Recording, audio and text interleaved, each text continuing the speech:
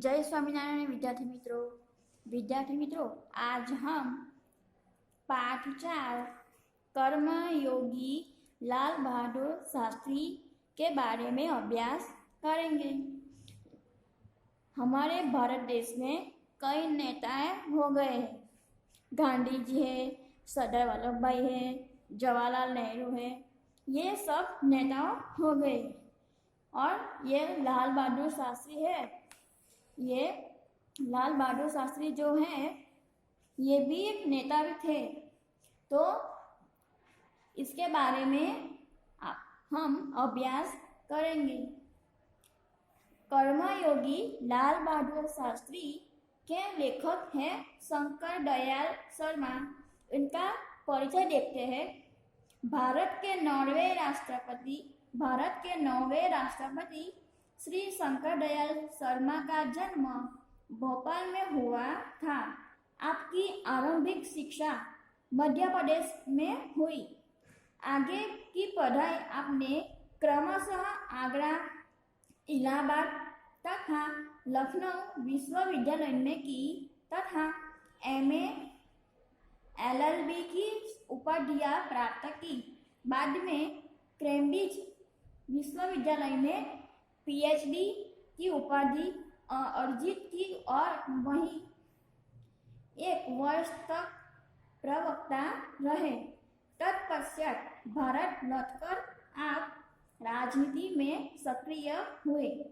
विधायक और सांसद के रूप में आरंभ हुई आपकी राजनीतिक यात्रा राज्यपाल, उपराष्ट्रपति और राष्ट्रपति के सर्वोच्च पद पर जाकर समाप्त हुई। हिंदी और अंग्रेजी दोनों भाषाओं में आपने उनके पुस्तकों लिखी, जिनमें से कुछ इस प्रकार है कि देशमणि, हमारे पथ प्रदर्शक, प्रतिष्ठित भारतीय तथा हमारे चिंतन की मूलधारा। कर्मयोगी लाल बहादुर शास्त्री रेखाचित्र में लेखक शास्त्री जी के व्यक्तित्व का विश्लेषण करते हुए यह निष्कर्ष प्रस्तुत करते हैं। ये पाठ है कर्मयोगी लाल बहादुर शास्त्री। इनमें ये पाठ में क्या कहा गया है कि लाल बहादुर शास्त्री का व्यक्तित्व का विश्लेषण कहा गया है कि अपनी कर्म तथा के गुणों के कारण लाल बहादुर शास्त्री एक अति सामान्य परिवार से उठकर देश के प्रधानमंत्री पद तक पहुंचे। क्या कहा गया है कि लाल बहादुर शास्त्री है वो सामान्य परिवार में से देश के प्रधानमंत्री बन गए और कर्म को ही ईश्वर मानते थे। कर्म के प्रति अटल आस्था एवं संपूर्ण समर्पण उनके जीवन विकास का मूलधार था।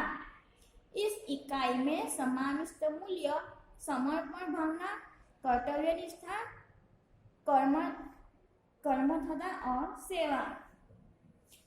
पाठ की शुरुआत करते हैं। शास्त्री जी के नाम के साथ कर्मयोगी विशेषण जोड़ना बिल्कुल उपयुक्त है। ये वाक्य है पूरा। क्या कहा गया है कि शास्त्री जी के नाम के साथ कर्मयोगी विशेषण जोड़ना बिल्कुल उपयुक्त है।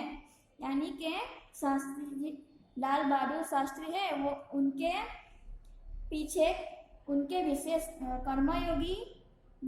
कर्मयोगी का विशेषण जोड़ना बिल्कुल उपयुक्त है, क्योंकि मुझे तो उनका सारा जीवन ही कर्म से जुड़ा हुआ है। क्यों विशेषण जुड़ा हुआ है कर्मयोगी के? मुझे तो उनका सारा जीवन कर्म से ही भरा हुआ मालूम पड़ता है। शास्त्री जी सामान्य परिवार से ऊपर उठकर देश के प्रधानमंत्री जीवन ही कर्म से भरा हुआ मालूम पड़ता है। शास्त्री जी की सामान्य परिवार से ऊपर उठकर देश के प्रधानमंत्री के जिस महत्वपूर्ण पद तक पहुंचे उनका रहस्य उनके कर्मयोगी होने में ही छिपा हुआ है।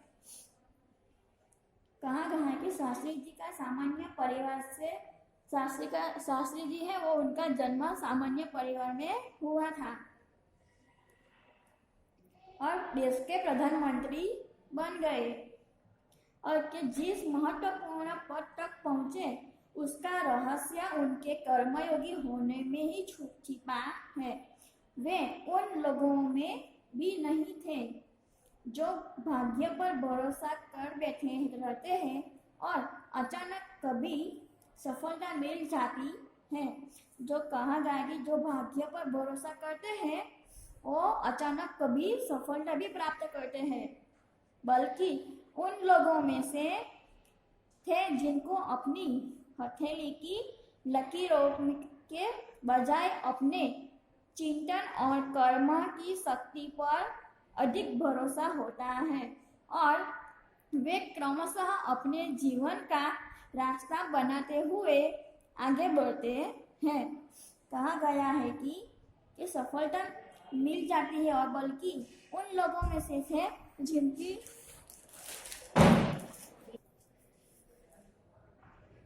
शास्त्री जी के लिए कर्म ही ईश्वर था और इसके प्रति बिना किसी फल की आशा किए संपूर्ण भाव से समर्पित रहते थे। कि शास्त्री जी के लिए कर्म ही ईश्वर और इसके प्रति बिना किसी फल की आशा है संपूर्ण भाव से समर्पित रहते थे।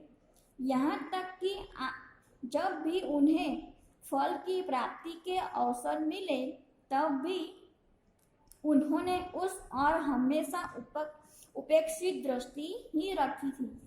उनका जीवन दर्शन गीता के निष्काम कर्मयोगी का प्रतिरूप था। इसलिए मैं समझता हूँ कि उन्हें केवल कर्मयोगी के बजाय निष्काम कर्मयोगी कहना कहीं अधिक उपयुक्त होगा। ये जो पैराग्राफ है उसमें लाल बहादुर शास्त्री के कर्मयोगी क्यों कहा गया है ये पैराग्राफ में दिए गए हैं। तो विद्यार्थी मित्रों आगे का जो अभ्यास है वो अगले वीडियो में देखेंगे।